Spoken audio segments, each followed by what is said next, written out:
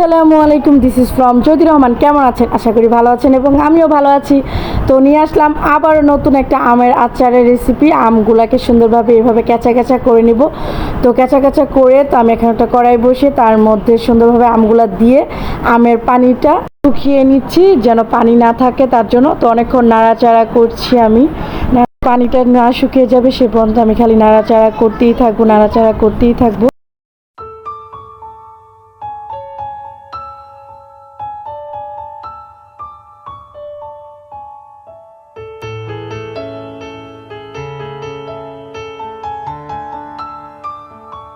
শুকিয়ে আসছে, তারপর আমি একটু ভিনেগার দিয়ে দিলাম।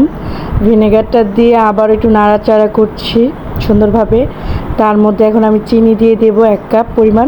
ব্যালেন্স রাখার জন্য, মানে ঝালের ব্যালেন্স রাখার জন্য 1 কাপ পরিমাণ চিনি দিয়ে দেবো, কারণ এটা ঝাল ঝাল বোমাই মরিচের আচার। তো এটার মধ্যে আমি মানে হালকা পরিমাণ বোমাই মরিচ, যেমন খিচুড়ি এবং মানে ভাতের সাথে খাওয়ার জন্য এটা বানিয়েছি।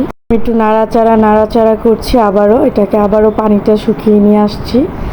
মানে পানিটা শুকিয়ে নেওয়ার জন্য আমি আবারও নাড়াচাড়া করছি এটাকে।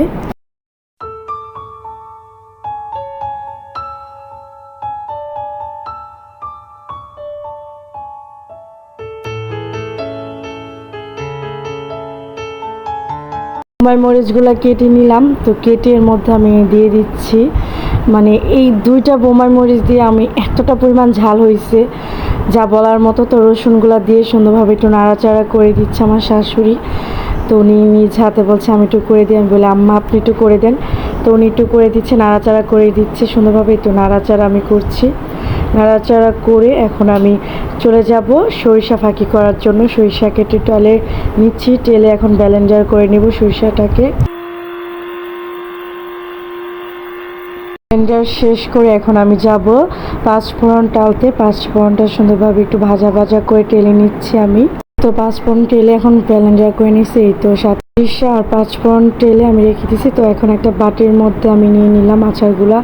তার মধ্যে এখন আমি হালকা পরিমাণ সরিষার তেল দিব। সরিষার তেল দিয়ে তার মধ্যে হালকা পরিমাণ হলুদ দিয়ে একটু নাড়াচাড়া করে নেব। নাড়াচাড়া করে ফাঁকিটা দিয়ে দেব, সরিষা ফাঁকিটা দিয়ে একটু নাড়াচাড়া করে নেব। তারপরে আমি এখন পাঁচফোড়নটা দিয়ে দেব। পাঁচফোড়নটা দিয়ে একটু নাড়াচাড়া করে সুন্দরভাবে এর মধ্যে আমি 1 চামচ মরিচ দিয়ে দিছি। মরিচটা দিয়ে একটু নাড়াচাড়া করে নিচ্ছি সুন্দরভাবে। এটাকে যেন মশলাটা গন্ধ না কয় তার জন্য এটাকে নাড়াচাড়া করে নিচ্ছি। নাড়াচাড়া করে এখন ধনিয়া ফাঁকি দিয়ে দেবো। ধনিয়া ফাঁকি দিয়ে একটু নাড়াচাড়া করে তো আচারটা এরকম কালার চলে আসবে, তখন আমি আচারগুলো সুন্দরভাবে দিয়ে দেবো বাটি থেকে দিয়ে এটাকে আমি নাড়াচাড়া করে নেব সুন্দরভাবে। আচারটার কালারটা খুবই সুন্দর আসছে, ঝাল মিষ্টি। আচারটা খুবই মানে ঝাল ছিল, মানে এখন বলার বাইরে। তো এটাকে আবার একটু নাড়াচাড়া করে নিচ্ছি এটাকে সুন্দরভাবে। তো এটাকে নাড়াচাড়া অফুরন্ত করতেই হবে, কারণ আমের আচার পানিটা যে পর্যন্ত শুকিয়ে না যাবে সেই পর্যন্ত আচারটা মানে সুন্দর হবে না, খেতে খুবই মজা লাগবে না তার জন্য। তো এই তো আচারটার কালারটা এরকম হয়ে আসছে, তখন আমি নামিয়ে নেব আচারটা সুন্দরভাবে। কালারটা খুবই সুন্দর আসছে, যা বলার বাহিরে আচারটার। এখন আমি নামিয়ে সুন্দরভাবে ঠান্ডা করার জন্য রেখে দেব। তো এই তো আমি আচারটা সুন্দরভাবে একটা পটের মধ্যে ঢেলে নিচ্ছি, মানে বয়ামের মধ্যে। তো ঢেলে সুন্দরভাবে এটাকে আমি নিয়ে নিচ্ছি। আমি রেখে দেবো এক পাশে সুন্দরভাবে আচারটাকে। এটার মধ্যে এখন সরিষার তেল দেওয়ার জন্য আমি এখন গরম কড়াই বসাই দেব।